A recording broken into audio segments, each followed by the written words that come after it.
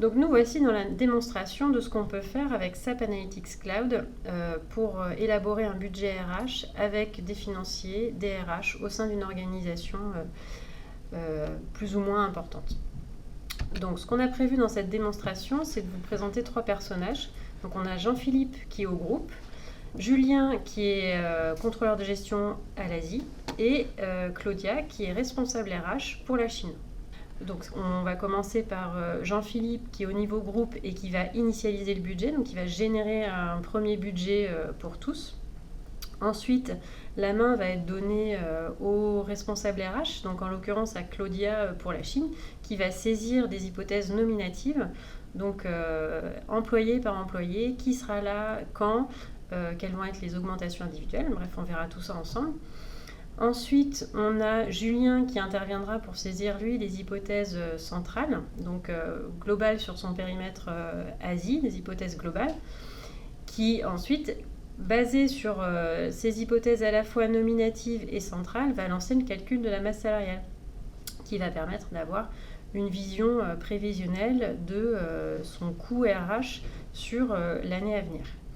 Et enfin, la dernière étape revient au groupe qui va passer des derniers ajustements centraux qui ne vont pas forcément redescendre au niveau des filiales, mais ça peut être des ajustements qu'ils veulent garder en centrale. Et au niveau du groupe, c'est là qu'on va locker, on va verrouiller le budget pour que plus personne n'y touche. Et enfin, une fois que ce travail d'élaboration budgétaire est terminé, chacun peut bénéficier via cette application d'un reporting basé sur des données communes, donc qui sont cohérentes les unes avec les autres, mais néanmoins avec des mailles différentes propres à chaque intervenant. Voilà, donc je vous propose de commencer par l'étape 1. Donc l'étape 1, c'est Jean-Philippe qui, au niveau du groupe, va initialiser le budget. Donc il va générer les prévisions budgétaires et il va lancer le budget et informer tous les participants via la fonctionnalité de workflow. Il va informer tous les participants que le budget est ouvert et disponible à la saisie. Voilà, donc là nous sommes dans l'application SAP Analytics Cloud, donc c'est disponible via le web, donc via n'importe quel ordinateur. Ici, c'est la page d'accueil de Jean-Philippe. Donc, c'est lui qui a sélectionné les graphiques qu'il voulait voir affichés sur sa page d'accueil. Il peut très bien les bouger en haut, en bas, en sélectionner d'autres auxquels il aurait accès dans ses présentations. Ici, il a choisi une géomap qui lui donne le salaire moyen par pays au sein de son organisation. Il faut savoir que là, ce qui est affiché, c'est vraiment les données live. C'est les données mises à jour à chaque chargement. Donc, admettons que vous avez des sources de données, que ce soit des sources de données SAP ou des sources de données externes. À chaque fois qu'une source de données est chargée dans l'application, ici, les données sont mises à jour en live. Mais là, ce qui intéresse Jean-Philippe, donc, c'est d'initialiser son budget. Donc, il va ouvrir la story centrale, budget central, qui est ici. Et il va initialiser son budget. Donc ici, on retrouve les étapes décrites précédemment et on initialise le budget. Donc on arrive sur un autre onglet. Donc là, c'est ce qu'on appelle une story, là où on est. C'est comme un classeur Excel, si vous voulez, avec plusieurs onglets qui peuvent correspondre à différents thèmes différents ou applications différentes. Donc on avait l'onglet page d'accueil qui permet de faire des liens hypertextes vers d'autres onglets. Et là, on est sur l'onglet initialisation où Jean-Philippe clique sur le bouton. Il définit qu'est-ce qu'il veut initialiser, donc c'est bien son budget, et à partir de quel réalisé il veut initialiser son budget. Donc là, le réalisé, c'est septembre 2019. Donc il lance la copie, et là, ce que fait le système, c'est qu'il génère pour tous les niveaux de l'organisation un premier budget 2020 basé sur le réel de septembre 2019. Voilà, son budget a été généré. Tout le monde peut le consulter pour chaque périmètre respectif à partir du moment où le budget est publié. Donc on n'a plus l'étoile ici. C'est un budget qui est converti à la volée. En fait, dans l'application, il y a une table de conversion qui est maintenue, qui est à maintenir, qui peut être également interfacé avec des systèmes SAP. Et là, on constate que si on interroge par exemple un périmètre comme la Chine,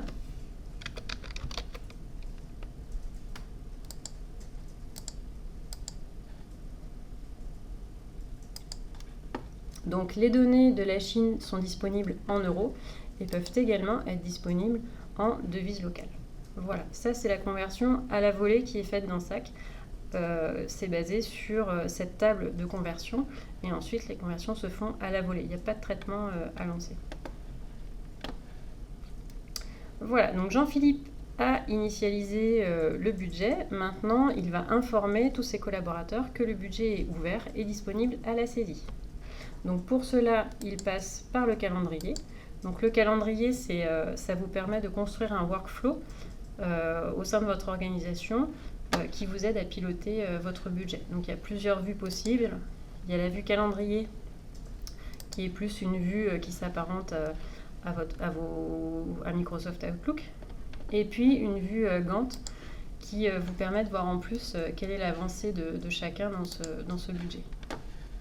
Donc par exemple, là, le budget 2020, Jean-Philippe peut voir toute l'organisation qui est associée et quel est le pourcentage d'avancement de chacun. Donc là, dans les détails de son process budget 2020, il définit quelle est la date de début, quelle est la date de fin de son processus.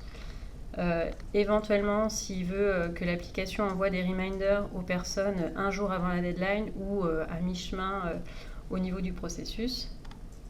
Il peut également ici ajouter une note de cadrage, un document Word, un document PDF, de n'importe quel format, pour mettre à disposition un fichier commun à tous pour consulter les objectifs du groupe pour ce budget 2020. Voilà, donc là, le budget a été initialisé. C'est le moment de notifier tout le monde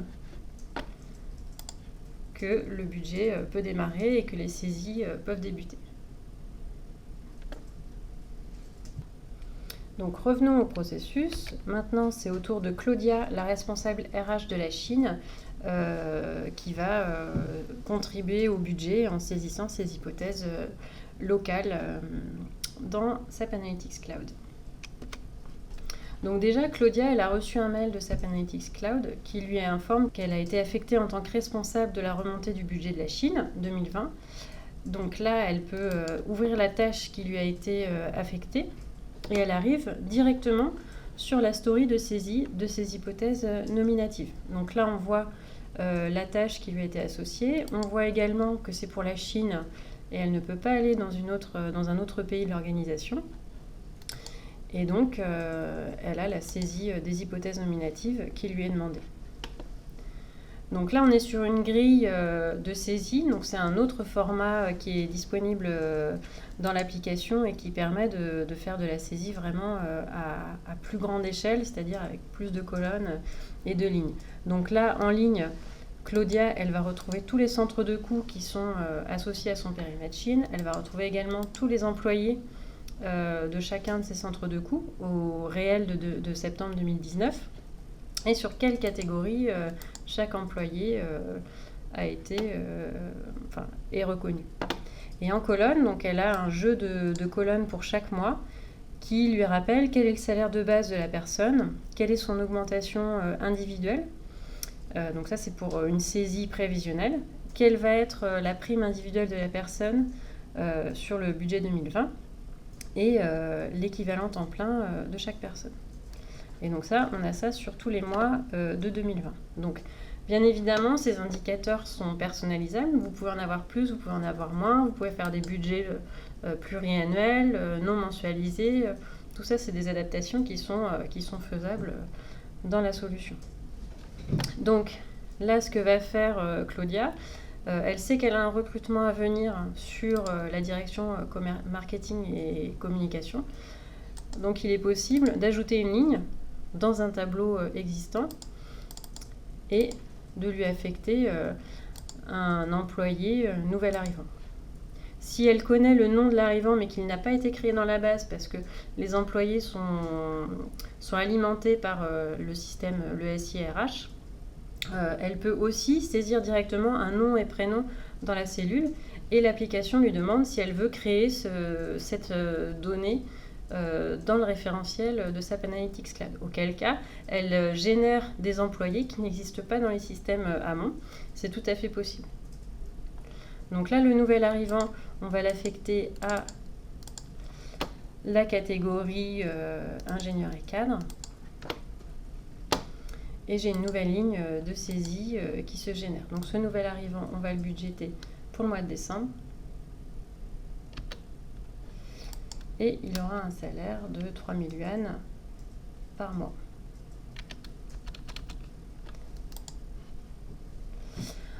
Ensuite, ce que c'est Claudia, c'est qu'il va y avoir un départ à la direction générale de la Chine.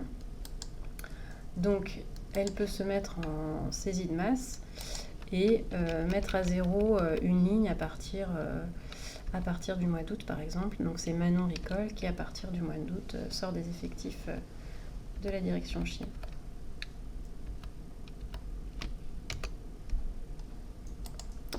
Voilà, ce qu'elle va également budgéter, c'est une augmentation individuelle sur la direction générale Chine à partir du mois de septembre.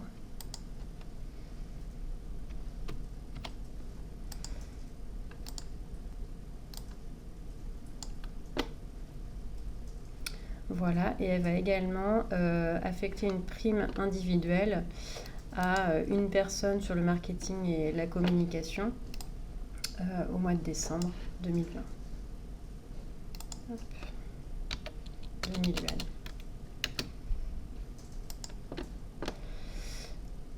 Hop.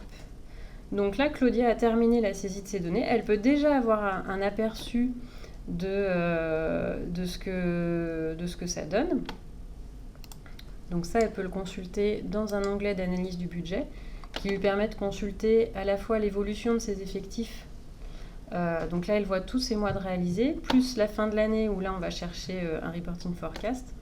Et ensuite, elle voit toute son année 2020 avec du budget. Où là, elle voit qu'effectivement, à partir d'août, il y a une personne qui part et que finalement, elle a un recrutement qui arrive au mois de décembre. Donc elle peut même descendre ici à un détail pour sélectionner uniquement un de ses centres de coûts ou plusieurs.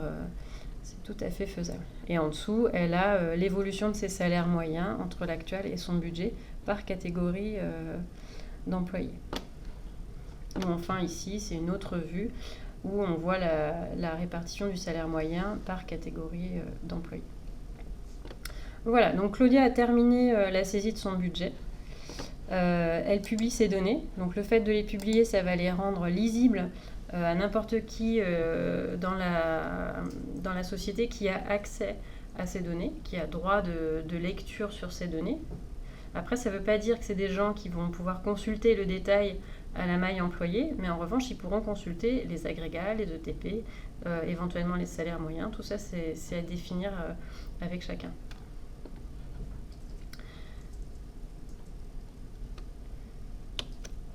Donc Claudia est satisfaite de l'évolution de ses ETP, ça reflète bien sa vision des choses. Elle soumet son budget à sa hiérarchie. Et son action est terminée. La main est donnée à Julien, contrôleur de gestion BU Asie, qui va lui pouvoir saisir les hypothèses centrales.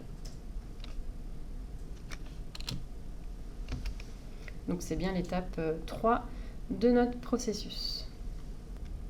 Donc nous voici maintenant sur la page d'accueil de Julien, cette fois-ci. Donc comme vous voyez, il a customisé, il a personnalisé sa page selon ses besoins. Il voit qu'il a un process à faire dans son calendrier. Il a le budget de la BU Asie à faire. Il voit que la Chine a renseigné son budget, elle a soumis son budget, elle est à 100%. Et donc lui, il va saisir ses hypothèses centrales. Il va déjà vérifier les effectifs prévisionnels que lui envoie la Chine. Donc ça, il peut le voir grâce à ce graphique qui a été mis dans son reporting. Donc effectivement, il voit qu'il perd un salarié à partir du mois d'août et qu'il en gagne un, qu'il y a un recrutement à partir du mois de décembre. Donc sans manipulation particulière, il bénéficie des données saisies par son collègue de la RH.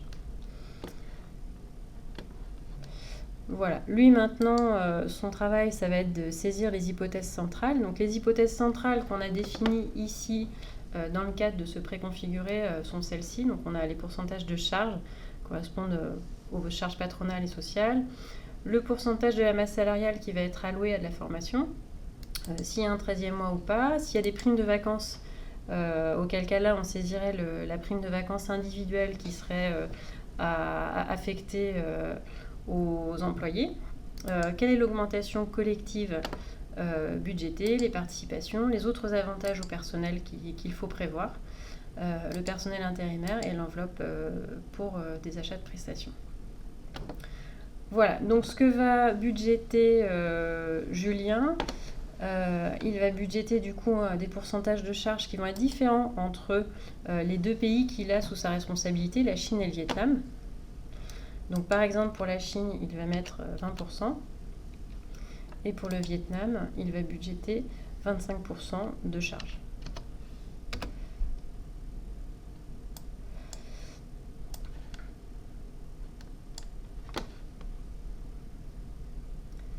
Au niveau de la formation, pas de distinction en fonction des catégories d'employés ou de la Chine et du Vietnam. Là, c'est 2% pour tout le monde. Donc là, Julien, il saisit le 2% au niveau de sa BU et ça se désagrège automatiquement à tous les niveaux de son organisation sur toutes les catégories d'employés. Voilà. Ensuite, il peut saisir une prime vacances qui va être donnée. Il peut la donner uniquement aux ouvriers. Et donc, c'est une prime de 1 000 €. Donc là, on est sur un reporting plus central. Donc, la saisie se fait en euros. On pourrait aussi décider de saisir en devises. Voilà, donc là il peut driller sur son organisation, repasser sur le niveau 1 sur toutes les lignes, sans passer par une modification, une demande quelconque auprès de son IT. Il fait tout en autonomie. Voilà, sa saisie s'arrête ici. Il n'a pas de participation ou d'autres avantages personnels au personnel qui sont prévus. Le personnel intérimaire et les prestataires, il n'a pas prévu d'y faire appel. Donc, la saisie de ces hypothèses centrales est terminée. Et Julien, donc aujourd'hui, son coût RH total représente 339 000 €. Il a 38,8 ETP à la fin 2020 qui sont budgétés. Et là, il lance son calcul de la masse salariale qui va donc mettre à jour ces chiffres pour sa BU en fonction de tout ce que lui aura saisi ainsi que Claudia. C'est-à-dire qu'on va prendre en compte chaque équivalent temps plein qui aura été saisi par Claudia. On va leur affecter les pourcentages d'augmentation individuelle que Claudia a prévues, les primes individuelles que Claudia a prévues. Et ici, tous les pourcentages centraux vont également être appliqués à ces masses salariales individuelles. Voilà, et le coût total RH a donc évolué en conséquence des mouvements d'effectifs envisagés. Voilà, ce que peut faire maintenant Julien, c'est ici constater quel va être son budget. Et là, son graphique s'est mis à jour avec son nouveau budget. Donc il voit l'impact de la prime de vacances. Il peut également zoomer sur un pays ou l'autre, ne prendre que la Chine et consulter les chiffres en yuan. Pour cela, il faut que les données aient été publiées.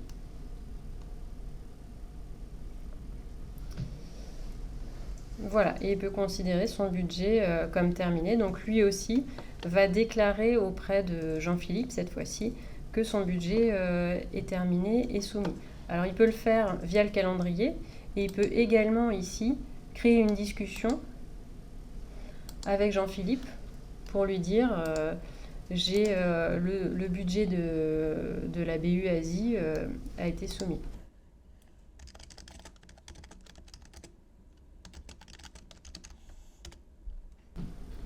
Voilà, donc Jean-Philippe, quand il ouvrira son application, verra qu'il y a une discussion qui a été ouverte avec lui et pourra échanger. Donc il y a toute une fonctionnalité collaborative qui a été prévue dans l'application pour que les gens puissent échanger entre eux. Voilà, et il déclare également sa tâche accomplie.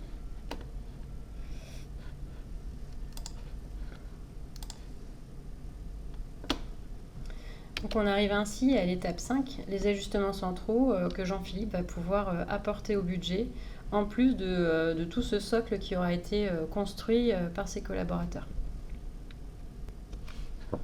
Donc nous revoilà sur la page d'accueil de Jean-Philippe. Donc là, Jean-Philippe déjà constate que dans ses notifications, la tâche Asie a été complétée et qu'il a été invité à une discussion. Et donc effectivement, il y a Julien qui lui dit que le budget RH a été saisi. Ok, bien reçu. On peut lui répondre. Maintenant, à lui de saisir les ajustements centraux, de voir qu'est-ce que donne ce bottom-up qui a été remonté. Donc il va sur sa story centrale qui est dédiée pour lui et il va passer à l'étape des ajustements centraux. Donc les ajustements centraux, la solution vous permet différentes façons de les faire. La façon qui vous permet de saisir par exemple des clés de réallocation, c'est celle qu'on a décidé de vous montrer aujourd'hui en webinaire. Donc par exemple, c'est une règle qu'on a paramétrée, où il y a un assistant qui permet de paramétrer les règles de réallocation en fonction de clés à définir et d'inducteurs à définir. Là, ce qu'on a paramétré, c'est que tout ce qu'on va saisir sur l'organisation non applicable va être réalloué au niveau de l'organisation client au prorata d'une clé d'allocation. Je vous montre. Ici, par exemple, sur le mois de juin, Jean-Philippe prévoit une baisse des salaires de 5 000 €. Donc, il saisit moins 5 000 € sur son organisation non applicable, donc sur non affectée. Et dans la clé d'allocation, sur le mois de juin, il va définir que tout ce qui va être saisi sur son organisation non applicable va être réalloué au siège à 50%. Et à la BU Amérique à hauteur de 50%.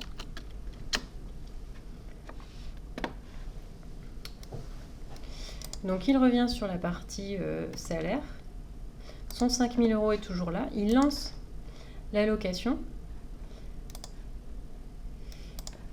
Et cette allocation va annuler ces 5 000 € centraux et va les réallouer à 50% pour le siège et à 50% pour la BU Amérique.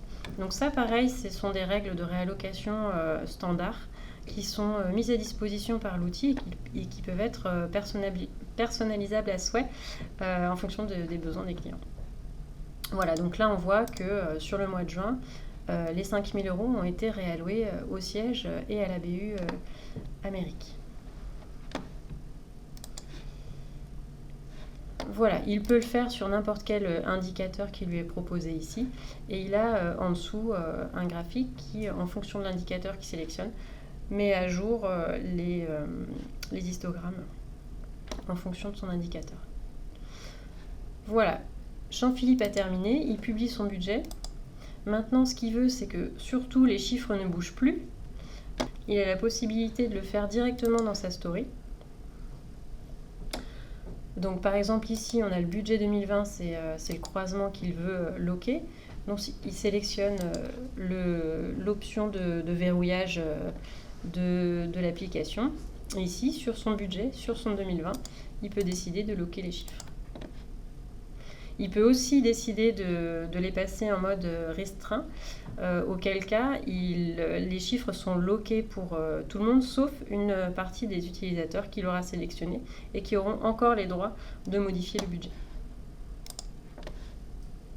Donc là, il a loqué et la colonne est grisée, et ce pour toute la population qui a accès à ce jeu de données. Donc que ce soit Claudia, Julien, Jean-Philippe, plus personne ne peut modifier le budget. Voilà, son processus est terminé. Maintenant, pour terminer cette démonstration, faut savoir que SAP Analytics Cloud vous permet aussi de faire beaucoup de visualisation, de data visualisation, on appelle ça. Vous permet de visualiser vos chiffres selon plusieurs formes de graphiques. Voilà, là l'idée c'est de vous montrer un peu les capacités de l'outil sur cette partie-là de ces fonctionnalités. Et ça intéresse en général tout le monde dans une société. Après, rien n'empêche d'avoir des reportings plus détaillés pour un responsable RH, un peu plus macro pour une BU et encore plus macro pour un central. Tout ça, ce sont des choses qui se designent, qui se conçoivent ensemble avec nos clients. Donc là, on vous montre vraiment des exemples de ce que peut faire l'application. On n'a pas découpé le reporting pour Claudia, pour Julien et pour Jean-Philippe. Là, l'objet, c'est plus de vous montrer la partie vraiment construction budgétaire. Donc nous voici cette fois-ci dans une story de reporting. Donc c'est une story où vous pouvez saisir des commentaires, mais vous ne pouvez pas saisir, modifier des données. Donc vous avez les classiques histogrammes qui vont comparer votre year-to-date de masse salariale par rapport à votre budget. Et en ligne, vous avez la comparaison de vos ETP actuels versus budget.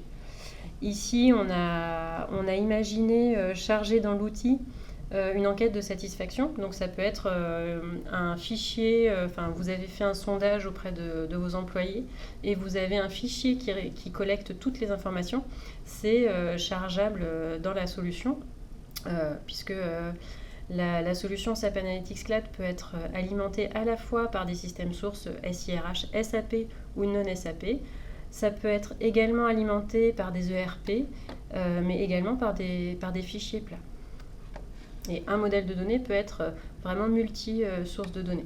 Donc là, dans le même modèle, on a à la fois des informations de l'ERP et des informations qui vont venir plutôt d'un fichier plat, un fichier annexe qu'on aura voulu intégrer. Donc là, c'est un bubble chart qui vous montre la satisfaction moyenne des salariés en fonction de leur âge moyen et également en fonction de leur type de contrat. Et la taille des ronds est liée à leur salaire moyen. Donc par exemple ici, on a un taux de satisfaction de 65% pour les contrats CP qui ont un âge moyen de 26 ans et qui ont un salaire moyen de 932 €. Bon, bien évidemment, ces données sont fictives. Vous avez aussi la possibilité d'afficher des géomaps qui vous permettent, là en l'occurrence, de montrer la répartition de vos ETP par pays dans le monde. Et vous pouvez zoomer sur un pays, dézoomer. Vous avez également ici dans l'onglet dysfonctionnement, donc c'est un onglet qui vous propose une analyse de l'absentéisme. Ici on a l'absentéisme par tranche d'âge, donc on voit par exemple que sur les 20-29 ans il y a un fort absentéisme pour arrêt maladie. Vous pouvez directement dans le graphique zoomer, voir quelle tranche d'âge, quel âge vraiment est concerné par cet arrêt maladie. Donc on constate que c'est les 26 ans et les 29 ans. Et vous pouvez choisir un point de données et demander à l'application de vous expliquer pourquoi ce chiffre. Donc pour ça, il y a ce qu'on appelle le Smart Insight qui va analyser les plus gros contributeurs de ce 76% des personnes de 29 ans qui ont des arrêts maladie. Donc là, en l'occurrence, il y a 41 jours d'arrêt maladie. Et l'application vous informe que c'est Maël Lamont qui est le plus contributeur de ce pourcentage. Il vous donne également quel est le centre de coût qui contribue le plus à ce pourcentage, quel est le pays, le continent, etc.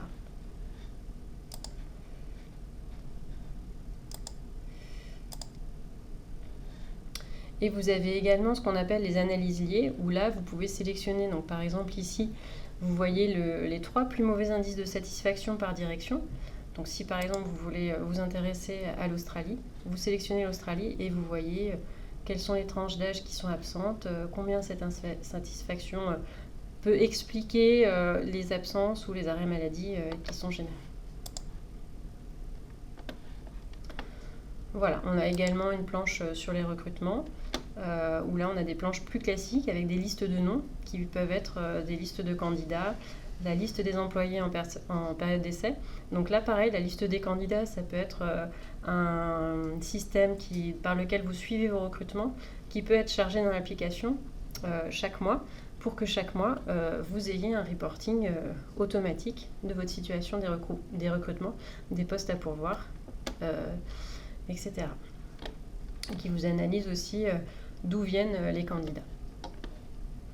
Voilà, on a fait le tour sur la partie data visualisation.